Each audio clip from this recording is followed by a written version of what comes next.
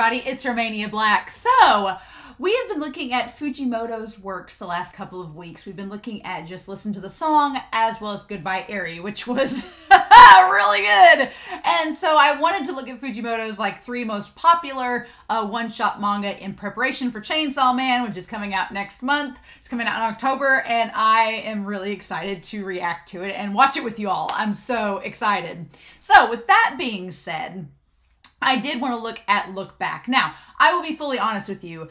I actually read Look Back over a year ago. We're going to read it again because I've forgotten most of what happened. But I remember I read it back in July, maybe of 2021, over a year ago. And at the time I was like, as soon as I just read it on a whim. I didn't even know about Chainsaw Man and it being the same mangaka. I just saw the one shot come out on Viz. I have a subscription with them and I was like, oh, I'll read this. This looks pretty interesting. And then by the end of it, I was like, blah. So hopefully that doesn't happen again. Probably will.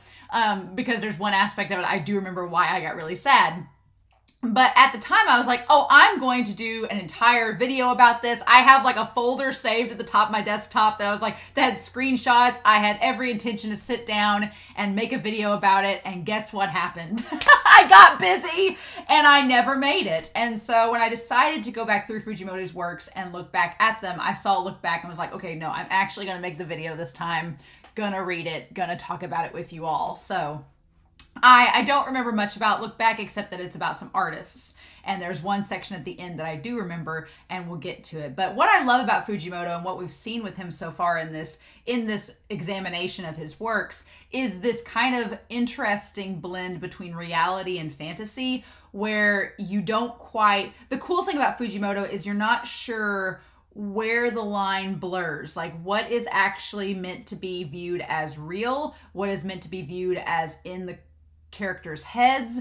Is this all reality? Is it not reality? Is it made up? Is it all an illusion? It's really cool that Fujimoto doesn't quite give you the answers you want. He doesn't quite give you he keeps a lot ambiguous, so you don't really know the answer. You just kind of have to debate about it at the end and be like, well, was that real or not? And I like that. I like when authors give you just a little bit of ambiguity, not enough to make it like abstract and you're like, what was the point? But enough that you get the message, you get the purpose, but it still leaves you thinking about it afterwards. Like I'm still thinking about Goodbye Eri, even if it's been a week or 2 since I've read it. I'm still thinking about that story and being like, oh my God. So, and I've not even gotten through all the comments for it yet. So yeah, it's definitely something that sticks with you, right? And I like that. I like that with this work. So with that being said, I am going to read through Look Back. The link to it's going to be down below. And then I want to come back and talk about it, however briefly, or you know me, however I ramble about it. But this will be our last one shot that we look at. And then Chainsaw Man should be starting very soon. I'm very, very excited. I'm trying not to get too hyped for Chainsaw Man because I don't want it to be like, oh my God, it's the end all be all. I'm trying to go at it with as blind a reaction as possible so that I can have as genuine of a reaction as possible. So, and I'm not a hype person unless it's something that I only get really hyped if it's a series that I've already watched like the first season of, and then I know multiple seasons are coming out afterwards, and I'm like, oh, the new season's coming out, and then I get hyped. Or if like a movie's coming out for a series that I've watched. But if it's brand new, I try to go in with as low expectations as possible so that I can be really surprised. But in any case, we're going to look at Look Back. And I'm going to see if I can jog my memory about it. And it's been over a year, so we'll see, right? But in any case, we're going to look at that here in 3, 2, 1, and let's go.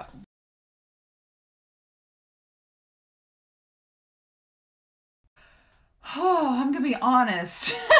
I'm going to be honest that I'm kind of glad. Some people are like, well, Chainsaw Man's a shonen. It's more of like a battle manga. And I'm like, good, because I'm tired of sobbing. I'm tired of sobbing reading Fujimoto's works. But there's just something about them, man. There's just something about them that really drives home and like can connect like to the core of you and just make you like feel so miserably sad, but like not in a miserable way, but just like it can like cut to the core of you and just like break your heart in like 1,000 places. And there were a lot with this manga that now that I've reread it, I was like, oh, that's why I wanted to do a video about it. And I think honestly, it was so sad to me and like so gutting that I think I kept holding back on it and procrastinating because I was like, I don't want to sob my eyes out talking about this.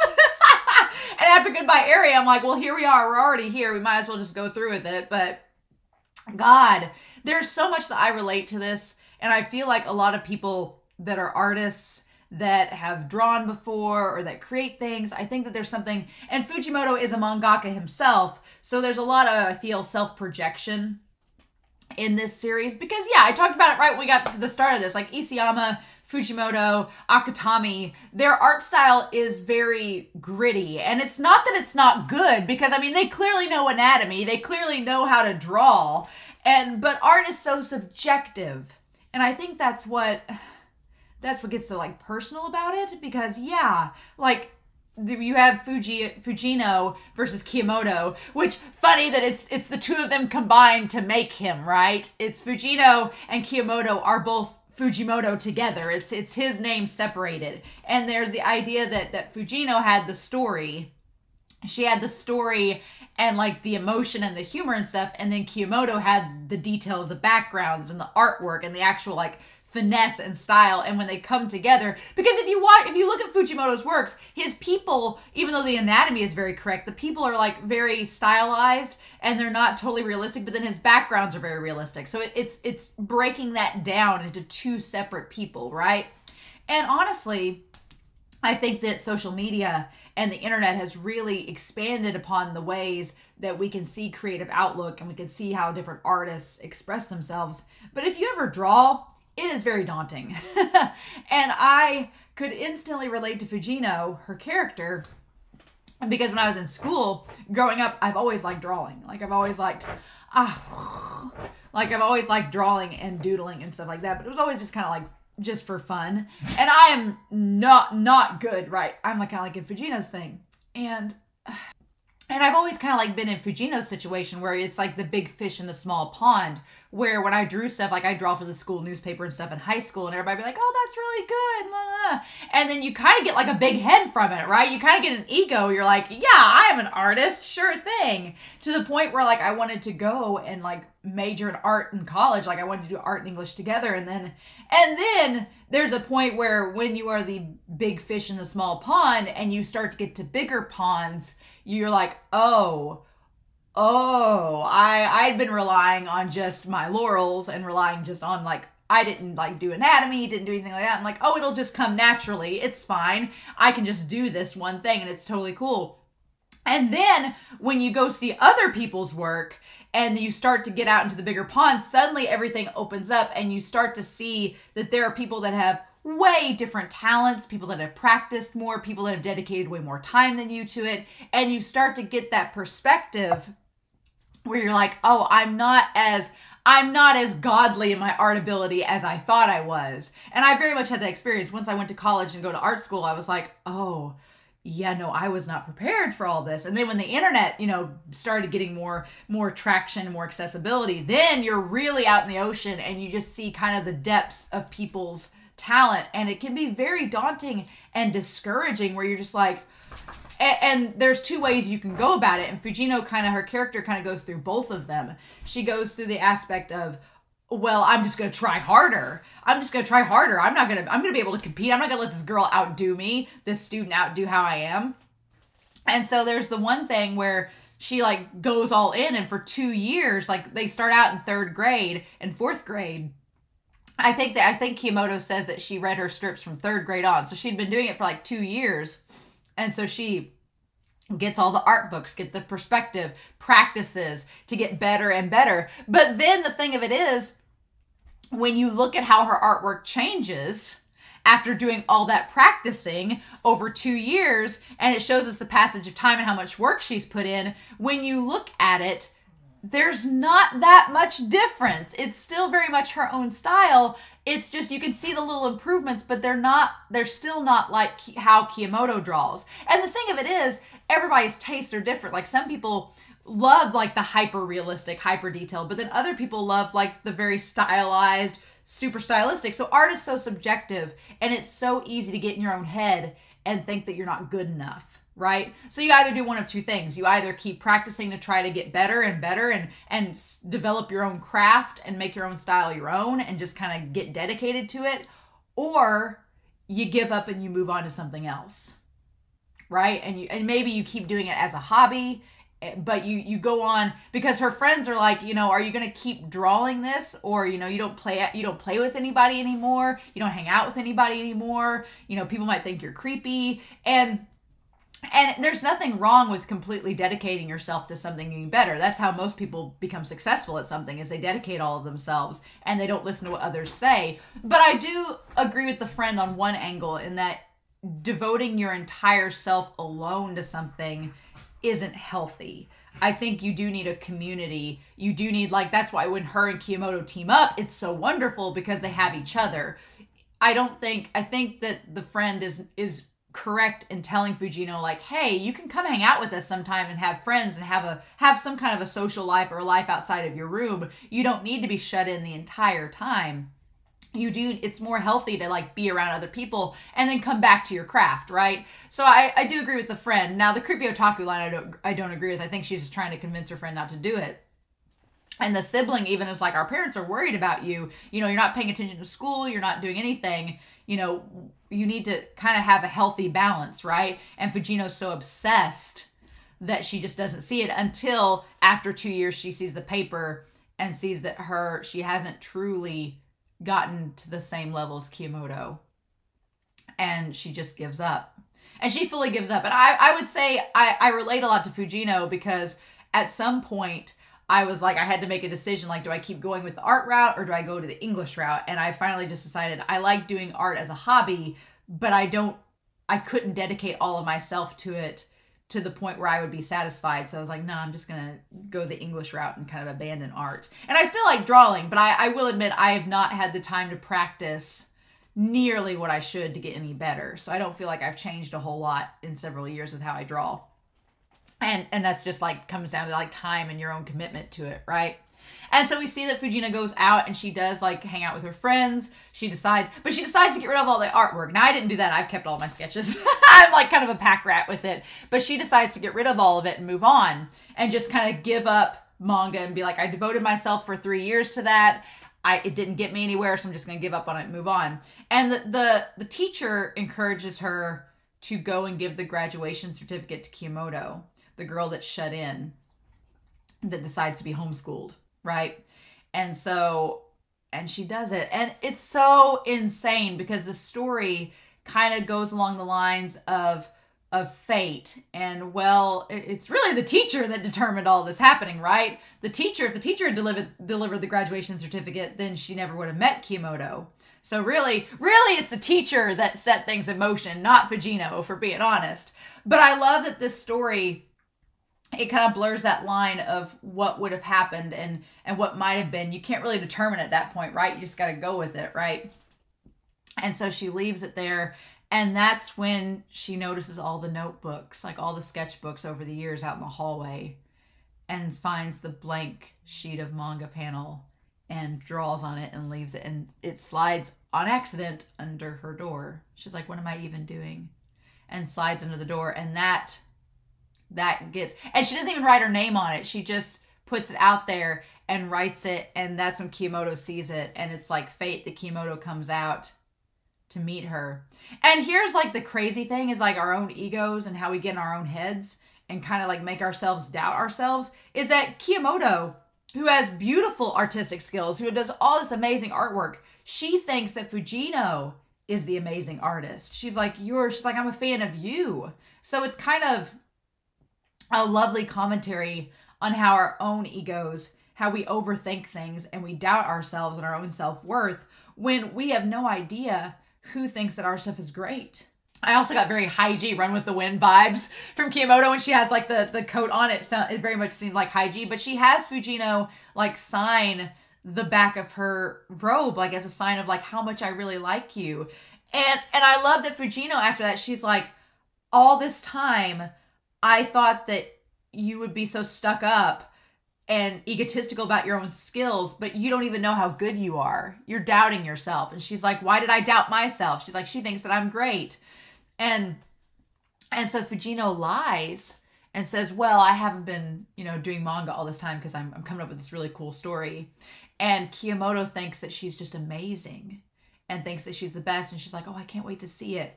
And it's like, Fujino's like, you're amazing and you have no idea. And so she signs her rope and everything. And I love that sign of her leaving in the rain and her dancing in the rain. Like she conquered Kiyomoto and didn't even realize it. She's like, I have wanted to beat her all this time and I finally achieve it. She thinks I'm great and she's the great artist. So her dancing in the rain, it's so damn good.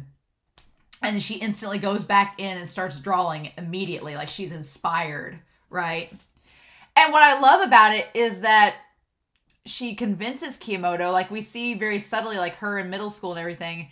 And we see how she kind of leaves the friends again, goes back home, and it's with Kiyomoto. Like her and Kiyomoto start working together on this like middle school one-shot manga. And again, just like in Look Back or just like in Goodbye Eri, there's a cinematic quality to how Fujimoto draws where it's just the same panels over and over again, but little things change. Like it's much more noticeable in this because the passage of time needs to be more noticeable. So it shows how Fujimoto creates this series where you see like the room is the same, but the details change, right? There's little things added with each panel. Like you could go back through and see how there's an extra book added or an extra manga volume added or the calendar changes. There's like little subtle things that show that passage of time. And it's kind of amazing. And yeah, everything changes between the panels and like their shirts, their hairstyle, like you can kind of see them growing older and them kind of hanging out together. And the idea that these two worked endlessly to create this manga and do all the research and everything. And then they go to Shueisha, of course. And from there, they're able to show off their work and they get it published. And then them going in the snow to the 7-Eleven together, like trudging through the snow to see the results of the manga competition. And to see that they got 1 million yen and took runner-up. And took their runner-up, the 13-year-old duo. And them like seeing, and they combine their names together to be Kiyo Fujino. To be like the two of them together.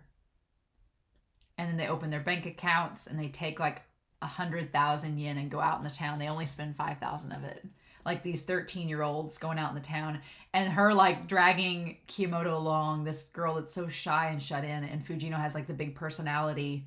And I totally ship them together. Like I could understand somebody being like, oh no, they're just best friends. Yeah, you could totally say that they're just best friends. Or you could say that they loved each other and it's like but yeah, they go to the movie together and they go to the supermarket. Like they do all these things together. And I love that Kiyomoto's like, I would not have come outside if you hadn't have came and got me today. And so later Fujino feels so sad because she thinks it's her fault that she came out. She's like, it's my fault she died because she came out. Like if I had never talked to her. But then there's that conundrum of, yeah, maybe she would have died.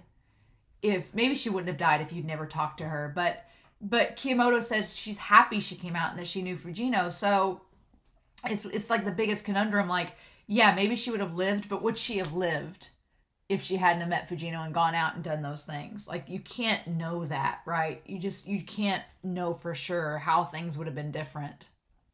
And so it shows them like making all these one shots, like them all like the human cicadas in the bagworm, like the horror-esque one shots. Those always get me. I'm like, really? But it shows them like traveling around to all the different places, like for reference, and them all together. And then Kiyomoto sees the world of background art and she decides that she wants to get better. Like she wants to improve herself. And Fujino just seems kind of like this has been Fujino's goal to be a manga artist. So she's like elated at the idea of them getting serialized. But then Kiyomoto, she's like, that's not my dream. I don't want to be a manga artist and just draw backgrounds for you forever. She's like, I want to do my own thing. And that, of course, leads to like, it's literally a romance. Like, I kind of ship them because it is like a romance, right? Because they have the big, like, towards the third act, there's always like a big argument in a rom-com where the two main characters have a disagreement and they kind of go separate ways. It's like that in this, where Kiyomoto's like, I want to go to art school and get better. She's like, so I can't help with your manga series. And Fujino's like, well, what do you mean? And you could tell that there's this conflict of of Kiyomoto wants to become independent and do her own thing. And at the same time, Fujino's like, she does, because there's an aspect where Fujino's kind of relied upon Kiyomoto to like do the artwork and like the backgrounds to make them look better. But we see later on that she doesn't really need Kiyomoto. She could have assistants. But the point is she wanted Kiyomoto as her assistant because she likes her and she loves that companionship that she gives. But Kiyomoto, she's like, she likes Fujino too, but she's like, I can't rely on you. I need to go do my own thing and become better. And I can't become better if I'm always in your shadow. And so there's that contrast, that dynamic that makes them like butt heads. And Fujino, like when she tells her, she's like, well, going to art school is pointless. There's 0 things that will happen for you if you do that. And you know she's saying that because she doesn't want Kiyomoto to leave her. She wants her to stay. And she uses the excuse like, you won't be able to handle things on your own. You will not be able to talk to people. And Kiyomoto's like, I want to become a better artist and a better person. And I have to do this to get better. Like there's the idea of Kiyomoto wanting to get on Fujino's level. And Fujino just doesn't want to lose her. And they just kind of part ways. And then we see Fujino going to like the studio, like in the city, and has like the ball that she sits on, and has like the big computers and everything, and has all the different books, and she's drawing and probably has the assistants and her making Shark Kick. And doing all the volumes, like having volume 11 up and then it getting an anime, and her like succeeding and doing, you know, she took like that clout that she had and like ran with it, right? And then there is the whole thing about January 10th, 2016. And that whole, God, I'm going to cry again rereading it. But just the way that Fujimoto draws that whole scene, like the style of it, the panels, the sketch quality of it, where it gets like blurry. And I think that the reason why, when I first read this back in July of 2021, I couldn't quite bring myself to make the video is because I did actually have a really scary encounter. It didn't end up being anything, but I had gone to a high school to give a presentation to a group of seniors, and we were in a big area with windows and everything, and like this big media center. And I remember during the middle of my presentation, all of these kids like started flooding into the room, and there was like 40 or 50 of them, and I was like, what's going on? And there were no other adults in the room, just these high school kids and me.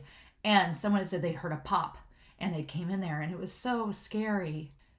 And I didn't know exactly what to do in that moment. Like, we'd had drills and stuff, but when you're actually in that situation, you were like, well, what do we do? We're in a terrible place, and there's all these kids, and they're scared. They don't know what to do. And come to find out, the pop that they heard was there was a cart carrying computers, and the tire snapped and made a pop sound, and everyone freaked out because they thought it was a gunshot. And it luckily wasn't anything that horrifying, but it was still enough of an experience of what could be that reading this story and thinking of Kiyomoto's character and being in that situation, it's just horrifying. And so it really got to me a lot. And I as soon as I read this, I was like, oh no. I was like, there's no way I can do a video about this now. It's too fresh. And it's still been like a year and a half since that happened. And it's still a lot. But having said that, like, just the way that Fujimoto, as I take my waffles like in the SNL skit and dry my tears, it's still a lot. And just seeing how Fujimoto draws her finding out from the mom, and then it cutting to like the image of them walking through the snow together. And the thing of it is that in this moment, them walking in the snow together, it kind of prefaces their argument earlier on, right? Because Fujino's like, if we get our own manga series, we need it to have super awesome art. And Kiyomoto, it's kind of her foreshadowing that she's going to want out to go on her own. She's like, well, I'm really slow, and I wish I could draw faster. And Fujino's like, well, just improve your art skills. It's fine. She's like, I'm going to do the same for me. And she's like, okay, then I'll get better at drawing art like you. And so that's kind of the foreshadowing that Kiyomoto was going to want to go to art school to get better because that's what Fujino told her to do. And then Fujino's like, well, fine, you just stick with me and you'll get better. And so that's where their argument comes from later on. is Fujino's like, well, if you just stay with me, you'll get better. And Kiyomoto's like, no, I need to go off to get better, to keep up with you. And it just all ties back. And that, the perspective of all of that is just, God, it's good. And then, of course, we get that she goes on hiatus after that. Right? And then when there's the funeral and everything. And she goes back to her house to like look through like the house to look through and sees the comic sketch that she drew her still sandwiched in the book. And of course she thinks that it's her fault that she died. She's like, because I drew the manga that day, her death is my fault. If I hadn't brought her out of that room, she wouldn't have died. And she's like, why did I draw that? And then of course, because it's Fujimoto and because he loves to subvert our expectations and add that little pinch of fantasy, as we talked about with Goodbye Eri, the idea where she's just like, drawing's useless, and she tears up the comic strip and it slides under the door, but it still hits in the fantasy aspect. It still makes its way under there and she sees it, and it's almost like fate destined to happen, that we see Kiyomoto that day and her originally getting the comic strip and going out and then seeing, and in this scenario she does not, because it says don't come out, right? In this version she sees just the part that says don't come out, and so she doesn't follow Fujino out, right? And goes back to her own work, right?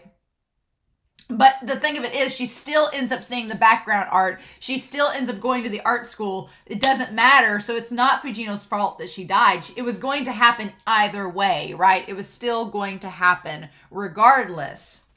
And so then we cut back to the same thing, only now we see the person coming in that attacked her. And I like that Fujimoto does not make their face distinct. Their face is very blurry, like we can't see who they are really. But in this version, it shows Fujino coming in and saving her. And her kicking, saying that she'd come from karate class and had heard something and came over and ended up breaking her leg, right? And then it shows that either way they would have met each other, regardless, and would have learned about them drawing the manga and decided to work together, right? Only in this version, Fujino did her own manga. She's like, oh, be my assistant when it gets serialized. And she looks like she's going to. So it's just that idea of her going back, and she had saved all the manga. And I think that they're shipped as a couple, because at the very end when she goes back, she sees a little manga panel that says first kiss and talks about being reincarnated. And it's like, well, why wouldn't you have done that? Well, come on, Fujimoto. Why, if you didn't want to ship these two together, why wouldn't you have done that, right? And so then she sees the blank manga strip and she draws on it. And the fantasy of it is that the manga strip slides back over. Now, the question is, the manga strip that slides back under the door, was it real? Was it real? Was it the butterfly effect? Was it all just, well, had it already been created to begin with and it just happened to slide under the door? Or is it that whole alternate reality sliding back, telling Fujino that no matter what, the same outcome would have happened, but that she was important in her life? Because she says the whole look back by Kiyomoto, and it shows her drawing in Fujino's style and Fujino seeing it and her opening up the door. And that's what caused her to open up the door and see Kiyomoto's room. And we see all the strips hanging on the window, and we see everything still there, and that she had all of the Shark Kick volumes. She had all the volumes and everything. And when she looks back, she sees that she always kept the jacket from middle school, from grade school, that had her name written on it. And then we go back to Fujino saying, why do I draw manga? And this seems like such a referential, on the nose, like breaking the fourth wall, because it seems like Fujimoto's answering his own question of being like, well, it's a hassle, it's not glamorous, you can draw all day, you don't get finished, like you should just be better off just reading it. Why do you draw it? So why do you draw? And then we see that the reason that Fujino drew and kept drawing was because of Kiyomoto and how Kiyomoto loved it so much. That she drew because her friend, because the person she loved it so very much. And it shows all the pictures of them together, like over the years, like working on it. And I love that she like offers Kiyomoto the tissues as she's reading the work, and they're together and just showing them like laughing and being with the artwork. And then her in Kiyomoto's room, like reading the Shark Time manga and crying on it. To be continued in volume 12, and realizing that I can be sad that she's died, but I have to keep moving forward. And so she takes the strip and hangs it up above on her window where she's working on the strip to remember her by.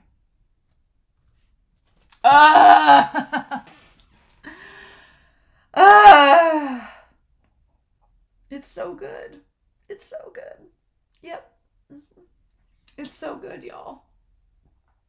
It's just really, really good. Oh my God. Yep. It's really, really good story. It definitely cuts to the core, whether you're an artist, whether you can connect to Fujino or Kiyomoto. I think that there's an aspect of both that anybody can connect with. And it's just so, so good. Like, it just, the artwork between them is wonderful. So yeah, that's looking at both them. Fujimoto, looking at these three stories, I rarely get emotional on this channel. I don't cry a lot. I've had characters die in series that I've watched and I didn't shed a tear. I felt sad about it, but I didn't shed a tear. But there's just something so visceral and like raw about the emotion that Fujimoto can create in his writing. And then just the way that he lets it linger and settle into your bones. And it hits you so powerfully that I'm like, okay. But otherwise, I like never would have expected it. It's like, what the hell, Fujimoto? So yeah, this series, his works have all gotten me like just. So I'll be happy when we get Chainsaw Man, and it is a much different story than this. As much as I love the emotions of this, I would rather not cry my eyes out at every single episode. So I'm really excited for Chainsaw Man and what's to come with it. But this was such a good look at his work. And I know that there's going to be like an anthology release that he has even more one-shots. And I'll probably end up buying it when it comes out because it's just that good. But yeah. I'm really excited to see what all happens in Chainsaw Man. So that's going to be coming out. I think Chainsaw Man starts October 11th. And so I have down here, I'm going to try to have it out on Fridays. I'm going to try to have Chainsaw Man out on Fridays. Obviously, for patrons who are paying to get early access, they're going to get to see it first. I think the first episode I'm going to try to have out by October 14th. That's my goal. That's my goal. We'll see if it all pans out. Fingers crossed. And then the following week, it'll be out on YouTube for everybody to watch. So, yeah. But yeah, it had been a year and a half since I read this originally, and still got me all that time later, even when I knew what was coming. So that's pretty powerful for a mangaka to be able to do that. So in the meantime, I hope y'all enjoyed this. Sorry I cried. Sorry I was emotional. But I hope you all enjoyed this. I'm very curious to know your thoughts down below. But yeah, I'm excited for Chainsaw Man. It's coming out soon. So hopefully we can all have fun watching that show when it does come out. So in the meantime, I hope y'all have a wonderful week. Please stay safe. Take care. And yeah, I'll be back very soon with more reactions.